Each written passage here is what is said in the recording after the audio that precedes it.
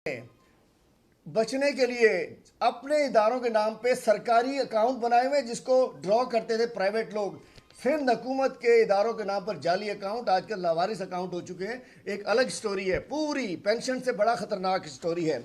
Excise KP में चले जाए, 1 रुपये में रजिस्ट्रेशन हो रही है। यहाँ 15,000 रुपये कार की रजिस्ट्रेशन होती है, 3,000 रुपये मोटरसाइकिल की रिश्वत होती है। बाकी प्रॉपर्टी टैक्स की करप्शन और तमाम करप्शन, बत्तों की करप्शन, मंशियात की करप्शन, एक्साइज के ऊपर भी एक चार्जशीट है। ये तमाम चार्जशीट्स हैं। और ये महकमा ख़जाना, ये ख़जाने का चौकीदार वज़ीर आला साहब, महकमा ख़जाना की चार्जशीट पूरी मौजूद है। इंशाल्लाह इसके ऊपर पूरी डिटेल, ये 50-50 पेज के पॉइंट्स हैं हमारे पास।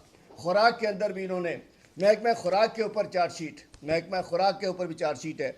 और ज़कात और औकाफ, ज़कात के ऊपर 3 साल से ज़कात रोकी हुई थी और अब उसको बेनज़ीर सपोर्ट प्रोग्राम के नाम से कार्ड चला, हाई कोर्ट ने रोक दिया उसको। ज़कात के ऊपर भी इन्होंने करप्शन की है और रूरल डेवलपमेंट और तमाम इदारों के ऊपर।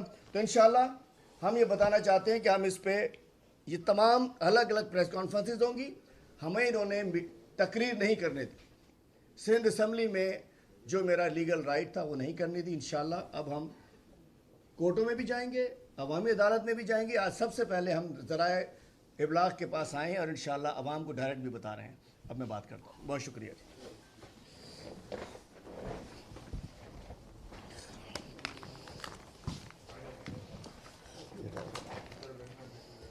इसको उधर कर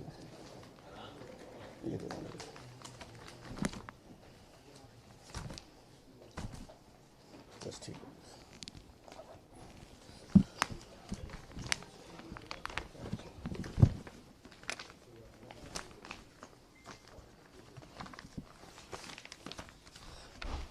बिस्मिल्लाहिर्रहमानिर्रहीम। मैं अब तमाम दोस्तों का, साथियों का शुक्रगुज़ार हूँ कि आज आप तशरीफ़ लाए। और देखिए, मामला कुछ ऐसे है कि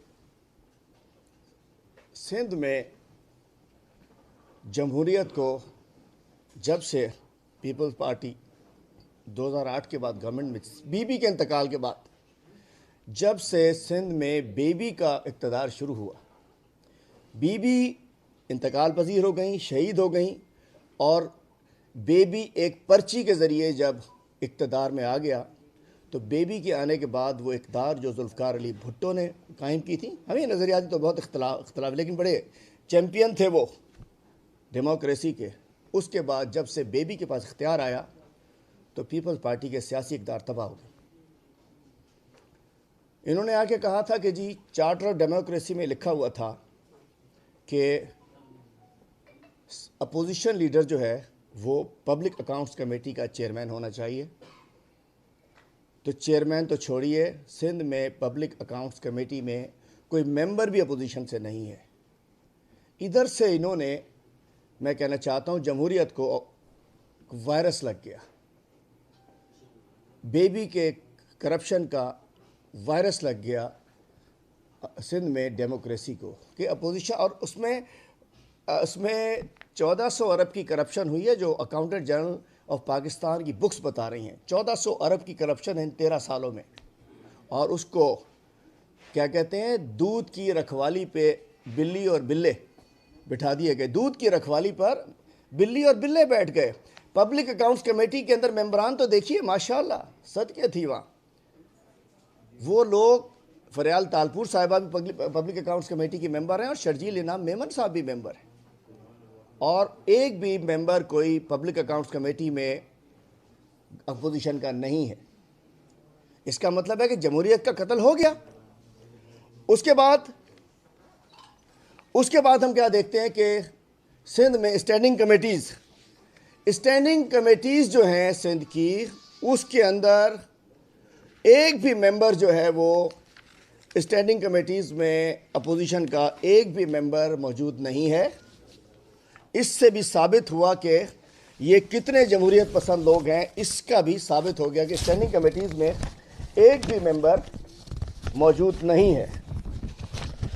उसके अलावा अब आखिरी इन्होंने जो समझिए कि जो सिंध की जो वेंटिलेटर पे तो थी डेमोक्रेसी, लेकिन जो उसको इन्होंने वेंटिलेटर की स्विच बंद करके कत्ल कर दिया सिंध में जमहूरियत को, उसकी आखिरी मिसाल आपने देखी आज से 3 रोज़ कबल, जिस रोज़ मैंने इन्ना लिल्लाहि व इन्ना इलैहि राजिऊन पढ़ा था सिंध में जमहूरियत के लिए। आज सिंध में जमहूरी इक़दार का सोया। मैं तो दुआ फरमाइए सब कि अल्लाह ताला इनको मग़फ़िरत फरमाए। जमहूरियत सिंध में ख़त्म हो चुकी है, आज जमहूरी इक़दार का सोयम हो गया है।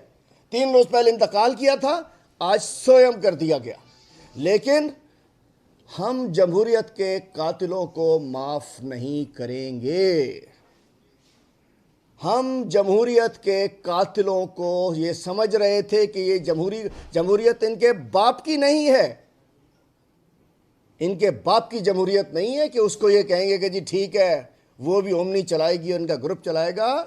जमहूरियत के कातिलों को माफ़ नहीं करेंगे। जिस अंदाज से इन्होंने पाकिस्तान की हिस्ट्री में, in the history of Pakistan, पहली दफ़ा हुआ कि एक बजट जो कि उस वज़ीर आला ने पेश किया हो जिसके ऊपर ऑडिटर जनरल कहता हो कि 1400 अरब की करप्शन है, वो बजट जिस वज़ीर आला ने पेश किया हो जिसमें 8900 अरब से ज़्यादा का बजट, जिसमें डेवलपमेंट के अंदर 44% की करप्शन हो, जिस बजट में पूरे 13 साल में सिंध में अंधेरा ही अंधेरा हो और 1470 अरब का बजट, 1400 अरब के करीब का बजट पेश किया गया।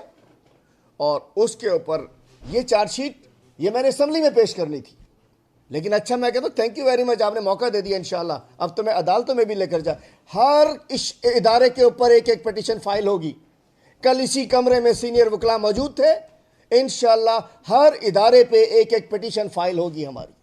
तो मैं कहना चाहता हूँ कि जब अपोजिशन लीडर और पार्लिमानी लीडर्स, पीटीआई के पार्लिमानी लीडर बिलाल अब्दुल गफ्फार साहब, जीडीए के पार्लिमानी लीडर हसनैन मिर्ज़ा साहब और जमात इस्लामी के मजलिस अमल के अब्दुल रशीद साहब, पार्लियामेंट्री लीडर्स को भी तकरीर नहीं करनी दी गई, और इसलिए कि हलीम आदिल कहीं आकर हमें बेनकाब ना कर दे, हमारी चोरियों को वाज़े ना कर दे, हमें अवाम को बता ना दे। मैं कहता हूँ जब तक ज़िंदगी मौत अल्लाह के हाथ में, डरता मैं हूँ नहीं। मौत उस दिन आनी है जिस दिन आनी है। आपने बड़े हमले करा लिए, आपने अपने ज़ाती लोगों को भी सब कुछ कराया है, लेकिन अल्हम्दुलिल्लाह ज़िंदगी मौत अल्लाह ताला देता है।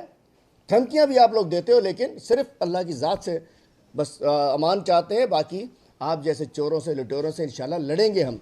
आप कामयाबी समझ रहे हो। और मैं एक और बताऊँ, मैं मीडिया के दोस्तों ये भी पहली दफ़ा देखा होगा, सियासत में ठीक है ये मतलब चलते हैं, चुटकुले चलते हैं, प्लानिंग होती है, 2 नंबर ही नहीं होती। हम उस रोज़ हम गए स्पीकर साहब के रूम में, स्पीकर साहब ने कहा, बातचीत की, उन्होंने कहा जी आप जाएं बात तो करें गवर्नमेंट साइड से। हम आए, नासिर शाह साहब और मुकेश, ये हमें बाहर लेकर गए, चलो जी बात करते हैं। हमें बात का कहकर, आप लोगों ने शायद नहीं देखा होगा, हमें बात का, नकवी साहब आगे थे, ये हमें बात का कहकर बाहर लेकर गए कॉरिडोर में। इस दौरान हम इनसे बातचीत कर रहे थे कि जी क्या जुल्म कर रहे हो तुम लोग, पीछे से आइज नोज कर दिया। तो लानत ऐसे, मैं कहना चाहता हूँ ऐसे पार्लियामेंटेरियंस के ऊपर, जिन्होंने शर्म आनी चाहिए ऐसे पार्लियामेंटेरियंस को कि धोखे में देखे। शाह साहब ये धोखेबाजी, मुकेश साहब ये 2 नंबरी चलती नहीं है। अगर आप बात कर रहे थे तो बात होते, आप कहते नहीं जी हम नहीं मानते, हम अंदर आ जाते। एक अंधेरे में रख कर देखें, हम 2 नंबर नहीं है, हम चालबाज नहीं है, हम दगाबाज नहीं है, हम नौसरबाज नहीं है कि किसी को डार्क में रखे ये करें। नो नो नो नो, हमारी ये ज़िंदगी का शेवा नहीं है। सामने आकर, आज मैं कह रहा हूँ ना, इन्होंने हमें साइड में लेके गए, ये 2 हमें एंगेज रखा और पीछे से आइज नोज करके वो भगोड़ा चोर डाकू वज़ीर आला भाग गया। अरे हिम्मत ही तो सुन लेते ना, हिम्मत ही तो सुनते। मैं कहना चाहता हूँ कि इस ढोंग, इन ड्रामों को इन्होंने हमारे साथ किया, और मैं कहना चाहता हूँ कि जो इन्होंने हमारे साथ हरकत की है, इंशाअल्लाह इस इशू के ऊपर भी हम कोर्ट में जा रहे हैं। अच्छा, लोग कहते हैं कि जी आर्टिकल 69 और आइन के आर्टिकल 269 के तहत जो है वो असम्बली की किसी भी प्रोसीडिंग्स को चैलेंज नहीं किया जा सकता कोर्ट में, ये है आर्टिकल्स में। लेकिन 2 केसेस में ये हुआ है। एक स्पीकर फहमीदा मिर्ज़ा साहिबा की रोलिंग थी यूसुफ रज़ा गिलानी के इशू के ऊपर, उसको चैलेंज किया गया और वो सुप्रीम कोर्ट में चैलेंज हुई और मंजूर हुई। उस पे केस चला, मतलब वो पिटीशन मंजूर हुई, काबिल समाअत करार दी गई। वो दो रूल्स क्या है कि जी article 69 of the constitution of Pakistan and article 209 of constitution of Pakistan. एक में यह है कि जो सुप्रीम जुडिशल काउंसिल में अगर कोई केस चल रहा हो उसको चैलेंज नहीं किया जा सकता, उसके फैसले को या उस केस को, और कोर्ट में नहीं चला। दूसरा ये था कि जी स्पीकर में क्यों रूलिंग हो। तो आप देखिए कि एक तो यूसुफ रजा गिलानी साहब वाला मामला, दूसरा अभी करंट जस्टिस फायज ईसा का मामला सुप्रीम जुडिशल काउंसिल में, उसको चैलेंज किया गया सुप्रीम जुडिशल काउंसिल में उसके चलने को, और उसके बाद उसकी पिटीशन मंजूर हुई। तो इंशाअल्लाह हम इस इशू पर जिस तरीके से इन्होंने हमारे साथ, जिस तरीके से इन्होंने फंडामेंटल राइट्स की खिलाफ वर्जी की है, इस इशू के ऊपर इंशाअल्लाह हम हाई कोर्ट में जाएंगे, इस इशू पे हम जाकर चैलेंज करेंगे।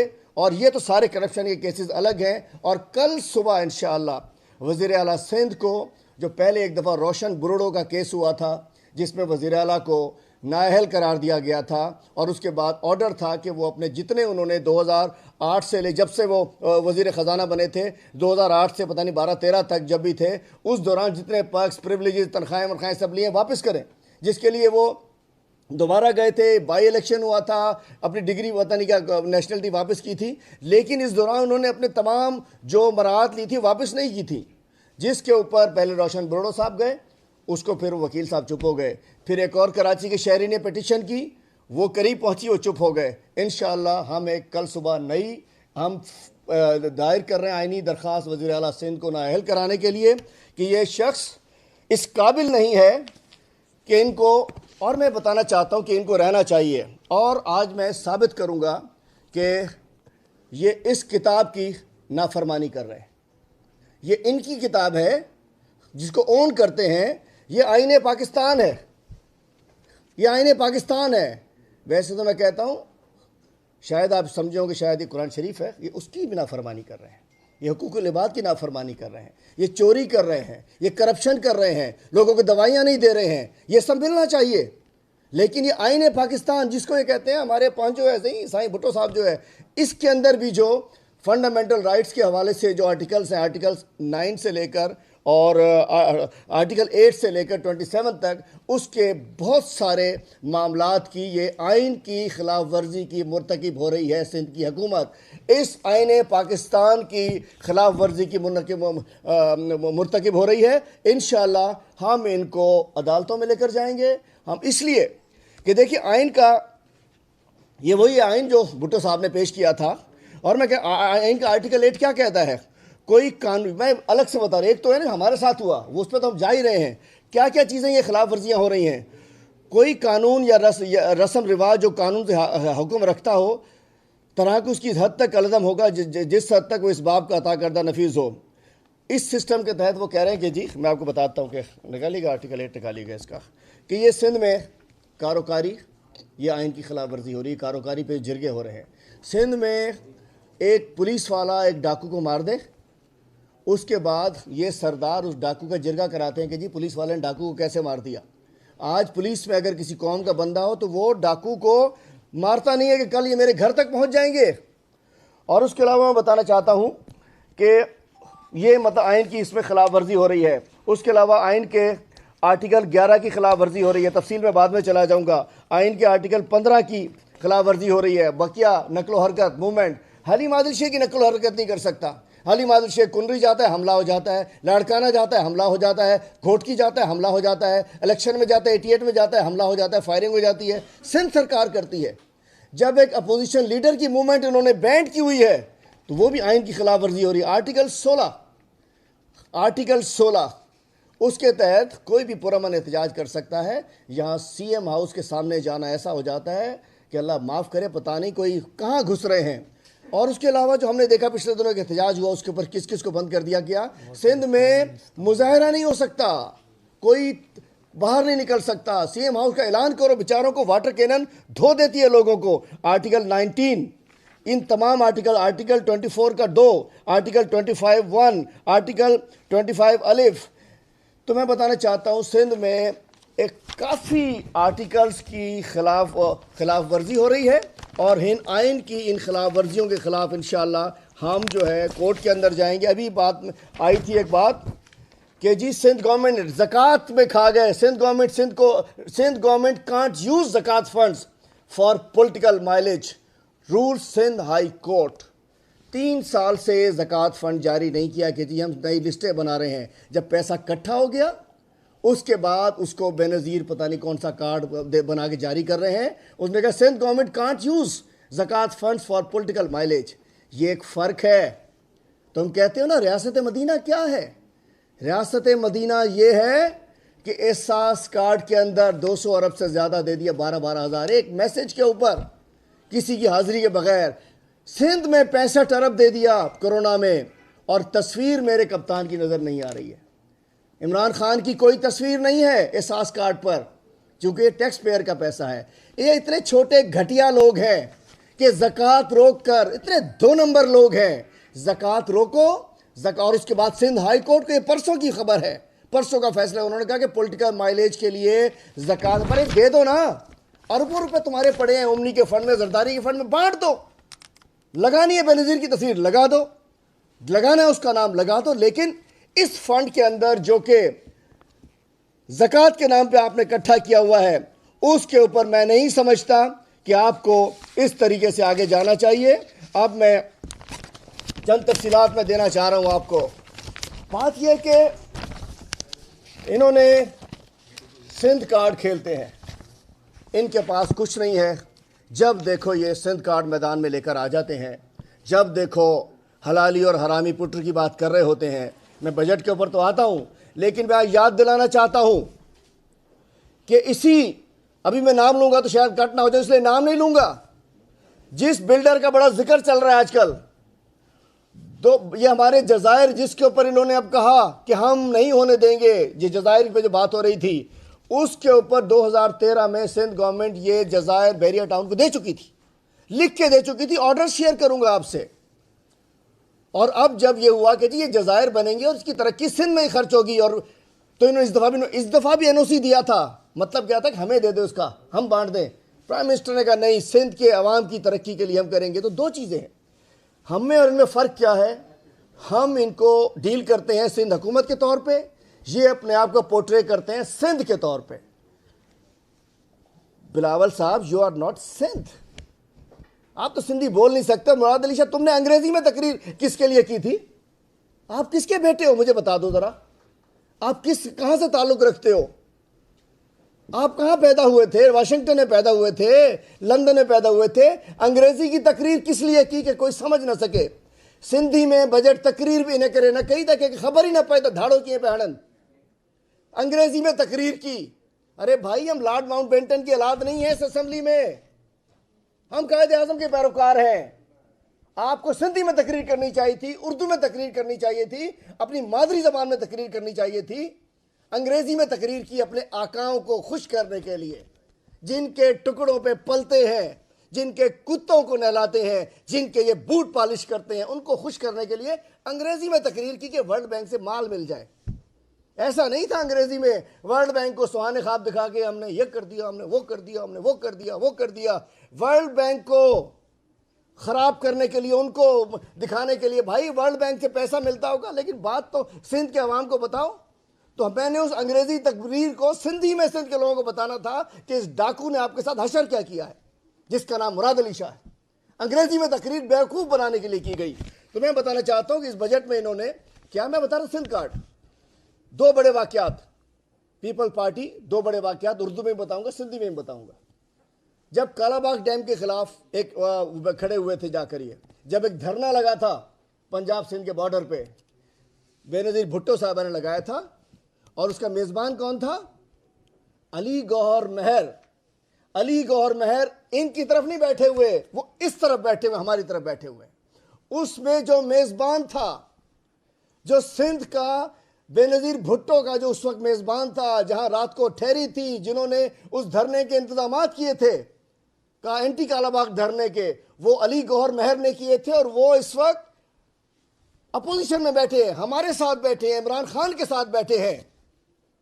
आपके साथ कोई ऐसे नहीं बैठे हुए, आपके साथ तो चमचे बैठे हैं आपके। और दूसरा वाकया, बिट्टो निज़ाम, दोहरा निज़ाम। जब सिंध में दोहरा निज़ाम लाया गया था, जब सिंध में दोहरा निज़ाम लाया गया था, जिसको जब आपका इस वो बैठा हुआ था, आपके स्पीकर ने, हुकूमत ने जाकर रात के अंधेरे में सिंध में दो निज़ाम कर दिए थे, कराची के लिए अलग, बाकी सिंध के लिए अलग। वो जो बिट्टो निज़ाम था, जो दोहरा निज़ाम था, जेको बिट्टो निज़ाम आंदो हो, पीपल्स पार्टी लेकर आई थी। उस दोहरे निज़ाम को किसने चैलेंज किया था पता है आपको? उस बिट्टे निज़ाम को किसने चैलेंज किया था पता है आपको? ये सब वो थे जो सिंध की तकसीम कर रहे थे। अब ये ड्रामा करते हैं, हमारे मासूम नौजवान, कोई बताने वाला नहीं है इनको, ये नौजवानों को गुमराह करना चाहते हैं। सिंध की तकसीम पीपल्स पार्टी ने की थी, सिंध की तकसीम रोकी साईं पीर साहब पगारों ने रोकी थी। याद करो, सिंध में जो पीर साहब पगारा ने, इस वक्त के जो पीर साहब पगारा हैं, और साईं यूनुस साहब ने मिलकर हैदराबाद में जो जलसा किया था, जो कि बिट्टे निज़ाम के खिलाफ था, दोहरे निज़ाम के खिलाफ था, पीपल्स पार्टी के खिलाफ था। आज तुम सिंध के हलाली बेटे बनते हो। आप सिंध के हलाली बेटे नहीं हैं, आप सिंध के वो बेटे हैं जो हलाली नहीं होते हैं। मैं नहीं कहूंगा कौन से बेटे हैं आप हलाली बेटे नहीं हैं। जो हलाली नहीं होते वो क्या होते हैं? वो है आप लोग कि आपने सिंध का सौदा किया, आपने सिंध में दोहरा निज़ाम लाए, आपने सिंध को तबाह करना चाहा। बाकी जो किया वो तो सब कुछ के अंदर जाऊंगा मैं। तो मैं कहना चाहता हूं, अली गौर मेहर उस वक्त मौजूद थे बेनज़ीर भुट्टो साहिबा के साथ, और सिंध के बिट्टे निज़ाम को चैलेंज किया तो फंक्शनल लीग ने किया, पीर पगाड़ा ने किया, यूनुस साई ने किया, इनके साथियों ने किया। तो असल सिंध के हलाली बेटे कौन हो गए? असल सिंध के हलाली बेटे इस वक्त हमारे साथ हैं, इमरान खान के साथ हैं, पीर साहब के साथ हैं। सब हलाली के अलावा जो बेटे हैं वो आपके साथ है सारे, जिन्होंने सिंध को लूटा है, सिंध को खाया है, सिंध को तबाह किया है, सिंध को बर्बाद किया है। मैं कहना चाहता हूं, आप समझते हो कि हम छोड़ देंगे आपको? आप समझते हो आप भूल जाओगे? आप समझते हो कि आपका वज़ीर आज़म, आपका वज़ीर आज़म पे जो आप लोग तनकीद करते हो, असम्बली में बैठते हो, कहते हो कि रियासत मदीना का नाम ना लेना। रियासत मदीना का नाम हम लेंगे, इसलिए कि रियासत मदीना में जब मांगी गई ड्रोन अटैक्स का इजाज़त, महकमा दाखिला निकालिएगा ज़रा, ड्रोन अटैक्स की जब इजाज़त मांगी गई, ड्रोन अटैक्स की, तो इमरान खान साहब ने क्या कहा? Absolutely not. उन्होंने कहा ड्रोन अटैक्स जो हमें अड्डे चाहिए दोगे? उन्होंने कहा नामुमकिन। अगर इसकी जगह आपके अब्बा हुजूर होते, इसकी जगह आप होते, तो आप कहते व्हाई नॉट। अगर आप होते तो आप कहते व्हाई नॉट। और मैं बताना चाहता हूं, और वो कहते डू मोर, आ जाओ, जो करना है करो, माल दे दो हमें, बस हमें अकाउंट खोलने दो, जो पैसे लूटे उसको अपने बैंकों में रखने दो, मारो सारा जो करना है। 340 ड्रोन अटैक्स हुए थे पीपल्स पार्टी के दौर में, 340 drone attacks from Pakistan on Afghanistan. मेरे कप्तान के दौर में एक भी अटैक नहीं हुआ है।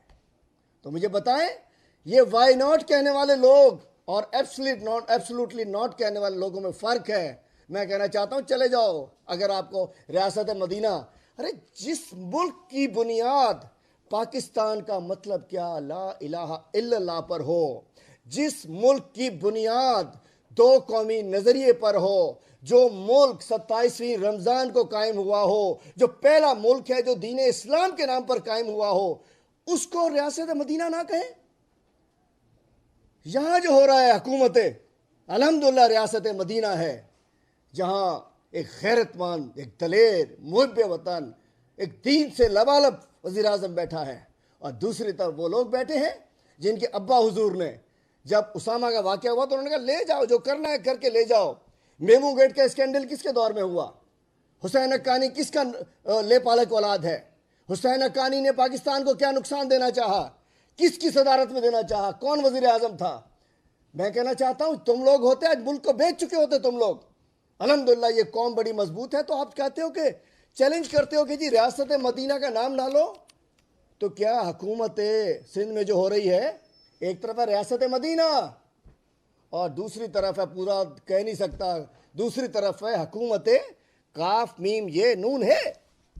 एक तरफ है रियासत मदीना, दूसरी तरफ है सिंध में हुकूमत काफ मीम ये नून है, जिन्होंने सिंध को एड्स लगा दी, सिंध को कुत्तों से कटवा दिया, थर में बच्चे मरवा दिए, रोडें तबाह कर दी, रास्ते तबाह कर दिए, डाकू राज कायम कर दिया। ये नहीं है क्या फिर वो? ये है हुकूमत काफ मीम ये नून है। समझ गए होंगे आप लोग मैं क्या कहना चाह रहा हूं जनाब। और मैं बताना चाहता हूं कि इस दफा इन्होंने हशर क्या किया हमारे साथ। ए तख्त नशीनों अब उठ बैठो, वो वक्त करीब आ पहुंचा है जब ताज उछाले जाएंगे, जब तख्त गिराए जाएंगे। इंशाल्लाह अब आपको हम छोड़ेंगे नहीं, अदालतों में भी जाएंगे, हर तरफ जाएंगे और इंशाल्लाह।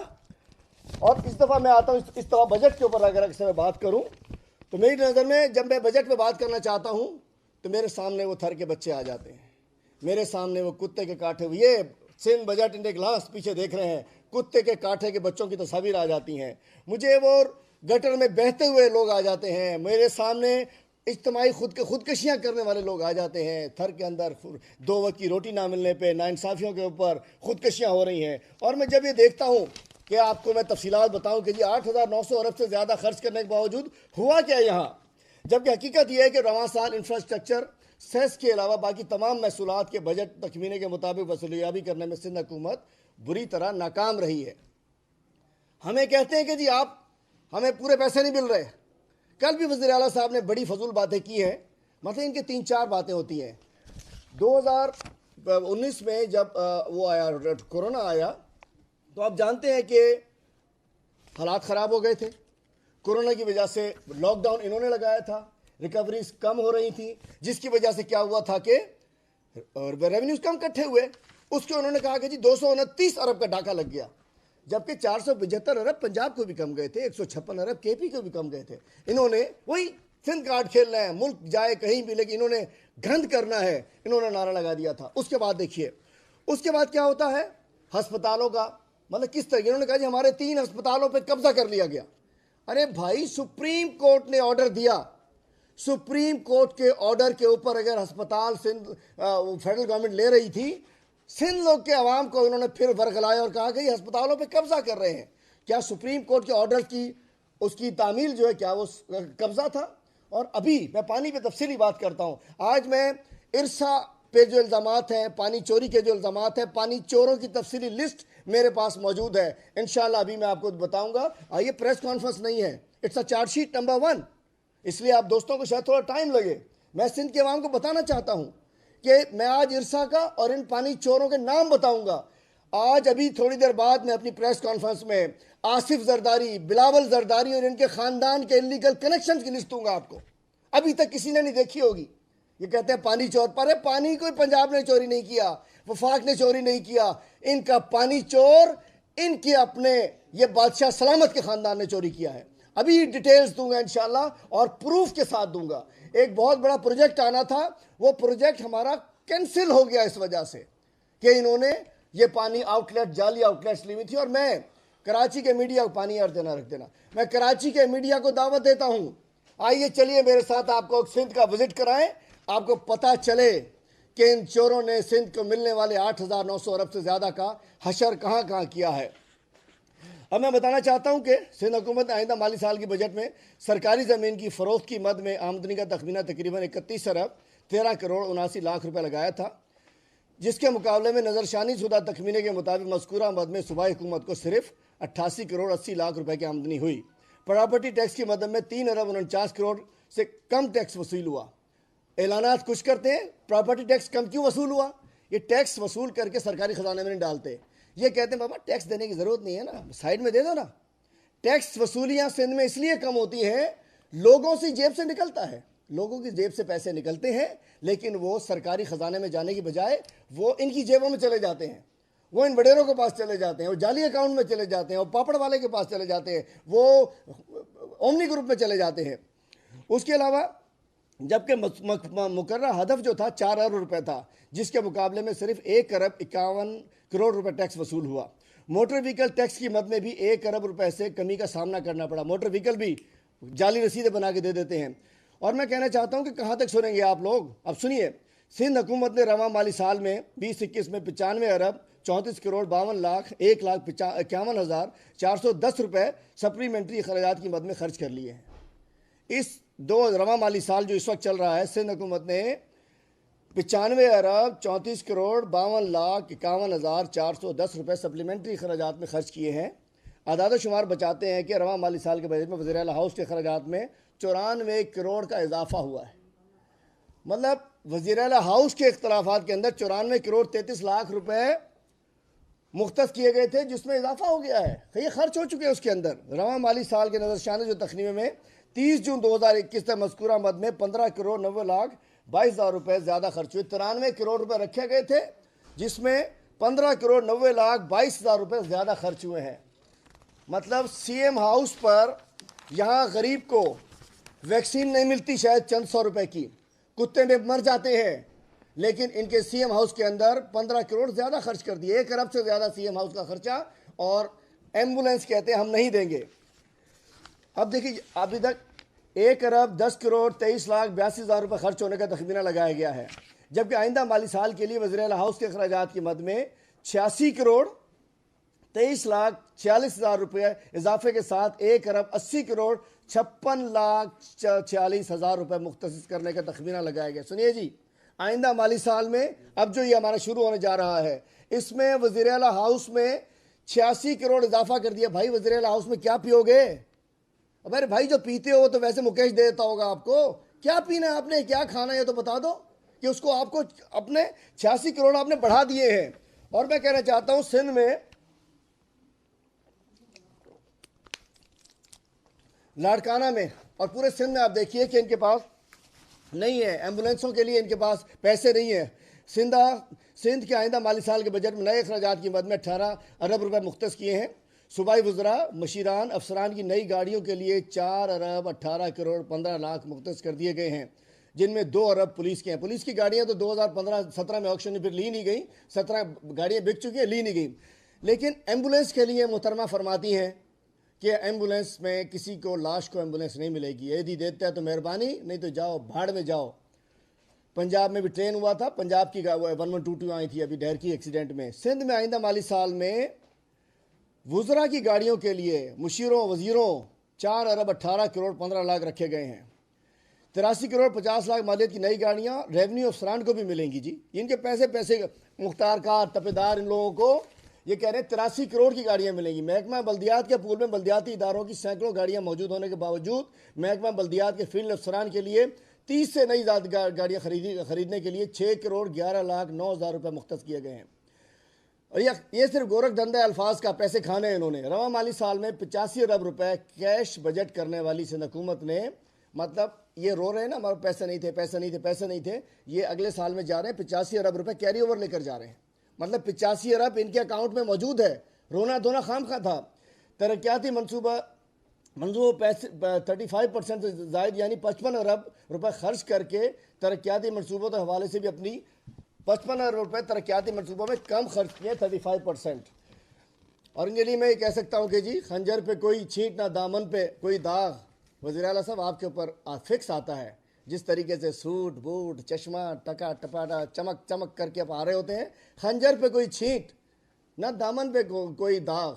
तुम कत्ल करो हो कि करामात करे हो, वो तो पहले चल गया, लेकिन अब आपके कत्ल का भी पता है, करामात नहीं। अब हलीम आदिल शेख और हमारे तहरीक इंसाफ की जो अपोजिशन है, इससे पहले आपको फ्रेंडली अपोजिशन मिली होगी, अब जो अपोजिशन मिली है उसने आपका मकरू चेहरा बेनकाब कर दिया है।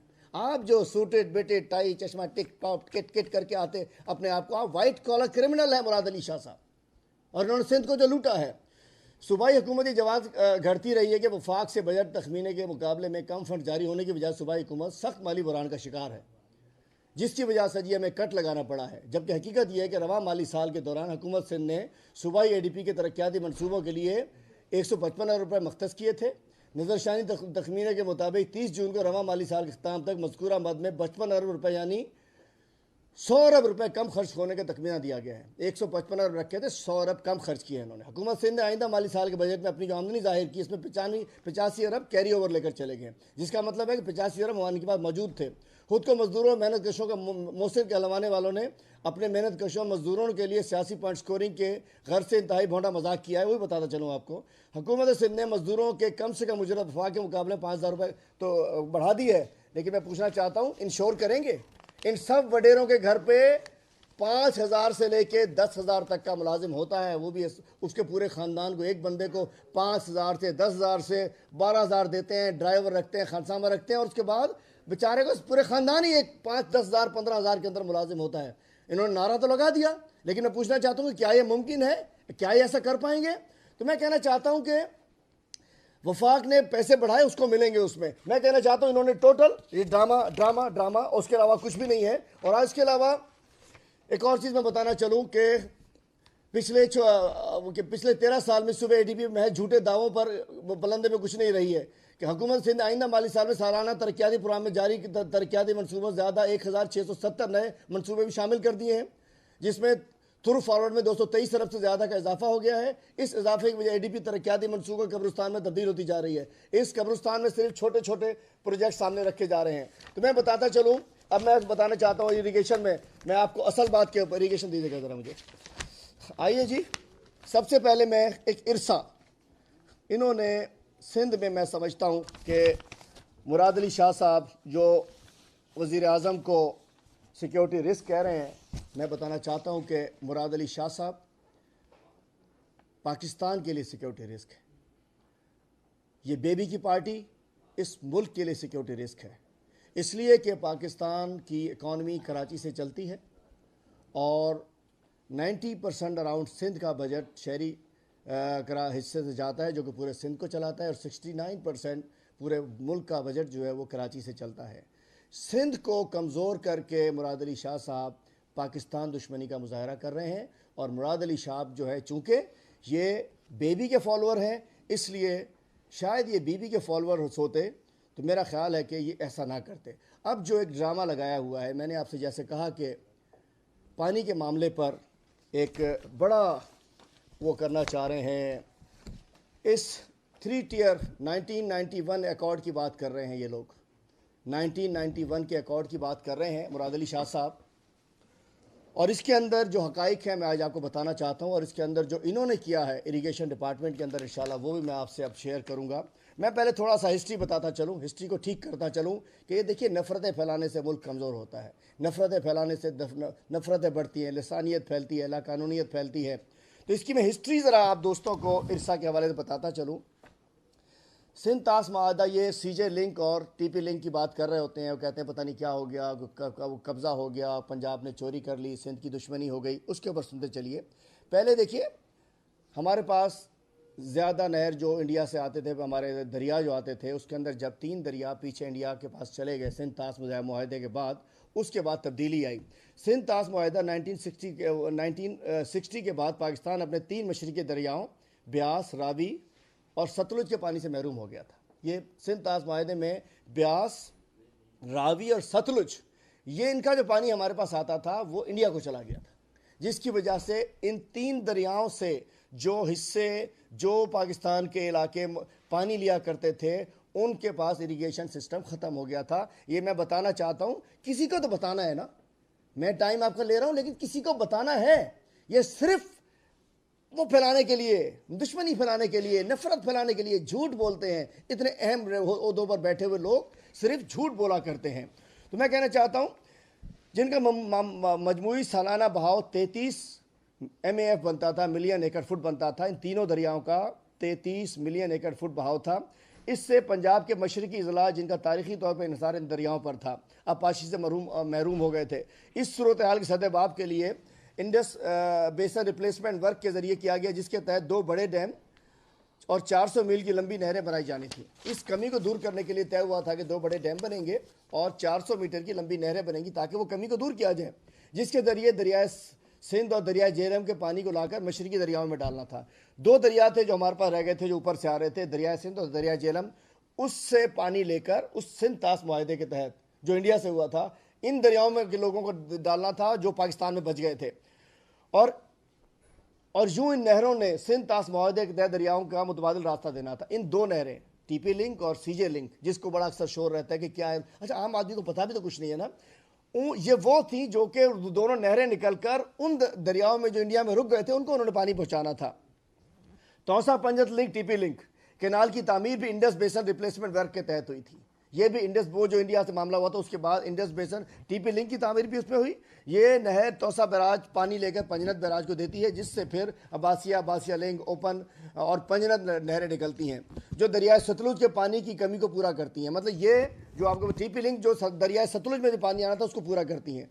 दूसरी तरफ चश्मा जो सीजे लिंक चश्मा के मुकाम पर दरियाए सिंध से पानी लेकर त्रेमू बैराज से पहले दरियाए झेलम में डालती है। मतलब ये जो सीजे लिंक है ये चश्मा के निगाम से निकलती है, जो कि त्रिमू से निकलने वाली त्रिमू सद्दानी लिंक कैनाल को पानी फराहम करती है। मैं आपको, मेरी शायद बात बड़ी बोरिंग लग रही हो, लेकिन ये वो हकाइक हैं जो पाकिस्तान के अवाम को पहुँचाने चाहिए, चूँकि ये अनवर सियाल, मुराद अली शाह और इसकी टीम सिंध के लोगों को गलत फैक्ट बताकर पाकिस्तान में एक अफरा तफरी पैदा करना चाह रहे हैं। और जो मशरकी